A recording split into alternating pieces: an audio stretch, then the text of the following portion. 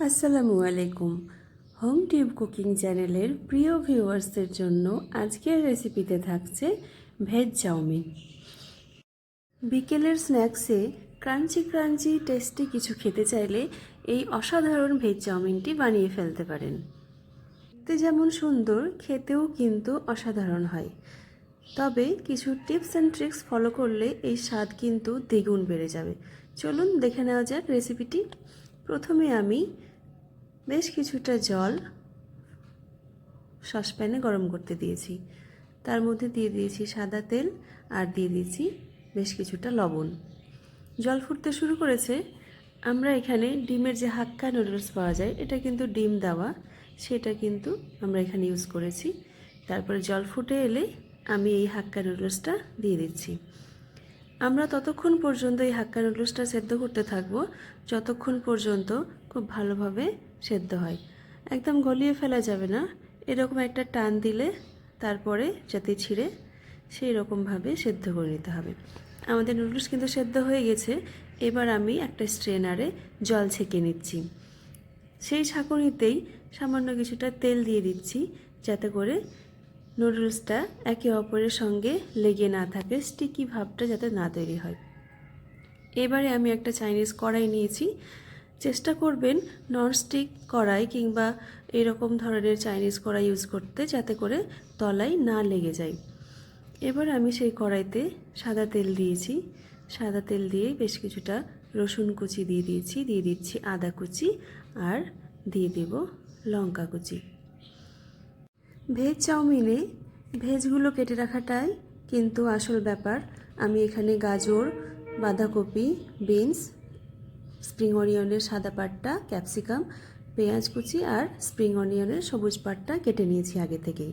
প্রথমে আমি পেঁয়াজ দিয়ে দিচ্ছি। পেঁয়াজ দিয়ে আমি খুব ভালোভাবে নাড়াচাড়া করে নিচ্ছি।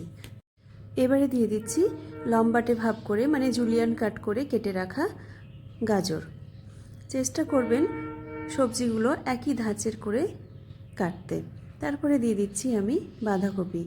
লম্বাটে ভাব করেই সবগুলো আমি কেটে নিয়েছি। এবারে দিয়ে দিচ্ছি বিনস। তারপরে দিয়ে দিচ্ছি ক্যাপসিকাম আর স্প্রিং অনিয়নের সাদা পাটটা। তারপরে খুব ভালোভাবে নাড়াচাড়া করে নিচ্ছি। মনে রাখতে হবে এখানে কিন্তু গ্যাসের ফ্লেম লো করা যাবে না, পুরোপুরি রান্নাটাই হবে হাই ফ্লেমে।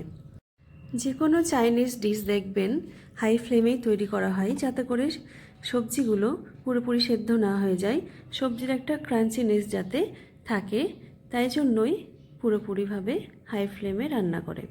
এবারে আমি বয়েল করে রাখা হাক্কা নুডলসটা দিয়ে দিচ্ছি। এবারে আমি নাড়াচাড়া করার জন্য এরকম দুটো ফর্কের সাহায্যে খুব ভালোভাবে উপর নিচ করে নাড়াচাড়া করে নিচ্ছি। এবারে দিয়ে দিচ্ছি স্বাদমতো লবণ, দিয়ে দিচ্ছি ভিনিগার, এটা আমি সাদা ভিনিগার দিয়েছি। তারপরে দিয়ে দিচ্ছি এখানে সয়া সস। তারপরে আরও খুব ভালোভাবে নাড়াচাড়া করে নিয়েছি যাতে করে সমস্ত চাউমিনগুলোতে খুব ভালোভাবে এই মিশ্রণগুলো মিশে যায়। এবারে দিয়ে দিচ্ছি চিলি সস আর দিয়ে দিচ্ছি টমেটো কেচাপ। চিলি সসটা আপনারা চাইলে স্কিপ করতে পারেন। ছোট বাচ্চা যদি বাড়িতে থেকে থাকে তাহলে পরে চিলি সসটা স্কিপ করে যাওয়াই ভালো, কারণ এই চাউমিনটি কিন্তু যথেষ্ট পরিমাণ ঝাল হয়। লঙ্কা কুচি আর গোলমরিচ গুঁড়োর কারণেই কিন্তু এই ঝালটা বেশি পরিমাণে হয়।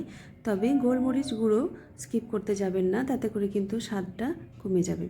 এবারে আমি হাত ভর্তি করে স্প্রিং অনিয়ন নিয়ে নিয়েছি, সবুজ পাটটা ইউজ করেছি আমি এখানে। তারপরে দিয়ে দিচ্ছি গোলমরিচ গুঁড়ো। তারপরে আরও খুব ভালোভাবে উপর নিচ করে আমি নাড়াচাড়া করে নিচ্ছি যাতে করে চাউমিনটা ফ্লেভারফুল হয়। আমাদের ভেজ চাউমিন কিন্তু সার্ভ করার জন্য একেবারে রেডি। দেখতেই পাচ্ছেন কতটা সুন্দর আর কতটা ফ্লেভারফুল হয়েছে। খেতে কিন্তু অসাধারণ স্বাদের হয় এই ভেজ চাউমিনটি খেতে। আপনারা চাইলে বাড়িতেই এইভাবে বানিয়ে ফেলতে পারেন। বিকেলের স্ন্যাক্সে কিন্তু অসাধারণ হয় খেতে। আবারও হাজির হব ইনশাল্লাহ নতুন কোনো ভিডিও নিয়ে। সবাই ভালো থাকবেন, সুস্থ থাকবেন। আসসালামু আলাইকুম। তবে আমার এই ভিডিওটি যদি আপনাদের ভালো লেগে থাকে তবে অবশ্যই লাইক করবেন আর সাবস্ক্রাইব করার জন্য অনুরোধ রইল। আবারও হাজির হব নতুন কোনো রেসিপি নিয়ে। আজ বিদায় নিচ্ছি। আসসালামু আলাইকুম।